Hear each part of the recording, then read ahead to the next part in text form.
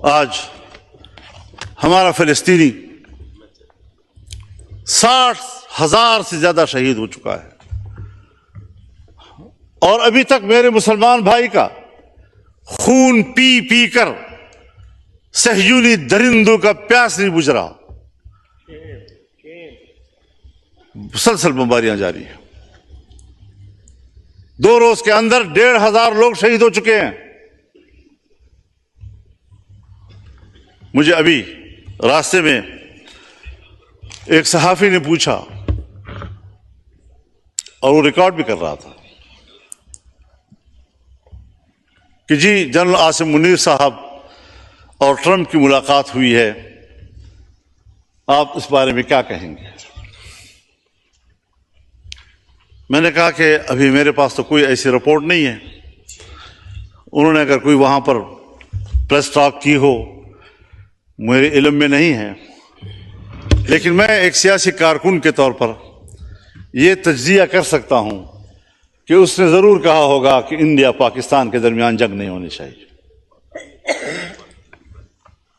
اس نے ضرور یہ کہا ہوگا کہ ایران اور اسرائیل کے درمیان جنگ نہیں ہونی چاہیے، اور اس نے کبھی نہیں کہا ہوگا کہ اسرائیل فلسطینیوں پر بمباری بند کر دے۔ یہ 3 جملے میرے پاس ہیں کہ ادھر سے انڈیا پاکستان جنگ کی بات ہوئی ہوگی، اسرائیل اور ایران کے جنگ کی بات ہوئی ہوگی، اور کبھی بھی فلسطین کے حوالے سے ٹرمپ نے بات نہیں کی ہوگی۔ کیوں یہ امتیاز بڑھتا جا رہا ہے؟ جہاں پر صہیونی مرتا ہے، جہاں پر مودی مرتا ہے، اس سے تو ان کو تکلیف ہو رہی ہے، لیکن اگر ایک غریب مسلمان، غیر مسلح مسلمان، چھوٹے چھوٹے بچے، خواتین، بوڑھے بزرگ، ان کا خون بہہ رہا ہے، پورا شہر ملبے کا ڈھیر بن گیا ہے، اس کا کسی کو احساس نہیں ہے۔ مسلمان کی نظر سے نہ دیکھو، انسان کی نظر سے دیکھو۔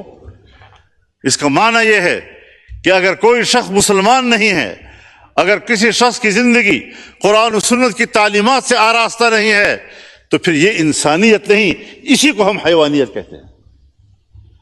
اس انسانیت پر فخر مت کرو، شرم کے مارے تمہارے سر جھک جانے چاہیے۔ اس کو انسانیت کہتے ہیں۔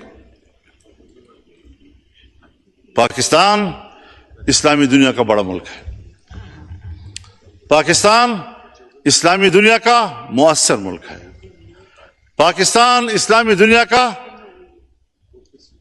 طاقتور دفاعی قوت ہے، پاکستان اسلامی دنیا کا ایٹمی طاقت ہے، پاکستان کے اندر وہ تمام صلاحیتیں موجود ہیں کہ وہ امت مسلمہ کی قیادت کرے، اور ہم ہیں کہ ملک کے داخلی صورتحال میں بھی ہم دفاعی پوزیشن میں ہیں، اور خطے کی صورتحال میں بھی ہم دفاعی پوزیشن میں ہیں۔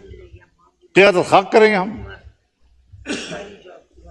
یہی پیغام اس پارلیمنٹ سے امت مسلمہ کو جانا چاہیے، OIC کو جانا چاہیے۔ بین الاقوامی اداروں کی کوئی حیثیت اب نہیں رہی، OIC ایک دکھاوا ہے، OIC۔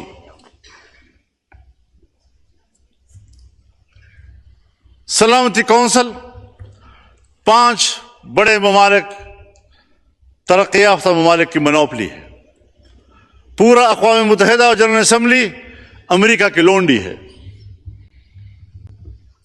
جب وہ چاہیں ہماری سیاست پر بھی قبضہ کر لیں، ہم سے قانون سازی کا حق بھی چھین لیں، ہم ان کے دباؤ پر قانون سازیاں کرتے رہیں، معیشت ان کی خواہشات کے تابع کریں۔ اور یہ جو بجٹ پیش کیا گیا ہے، اگر وزیر خزانہ صاحب موجود ہوتے تو میں ان کی موجودگی میں یہ کہتا کہ وزیر خزانہ صاحب، یہ بجٹ آپ نے تیار نہیں کیا، یہ IMF نے تیار کیا ہے اور آپ نے پڑھ کر سنایا ہے۔ آپ کے اندر اس وقت بجٹ بنانے کی صلاحیت بھی ختم ہو چکی ہے۔ کب ایک طاقتور ملک کی حیثیت اختیار کریں گے ہم؟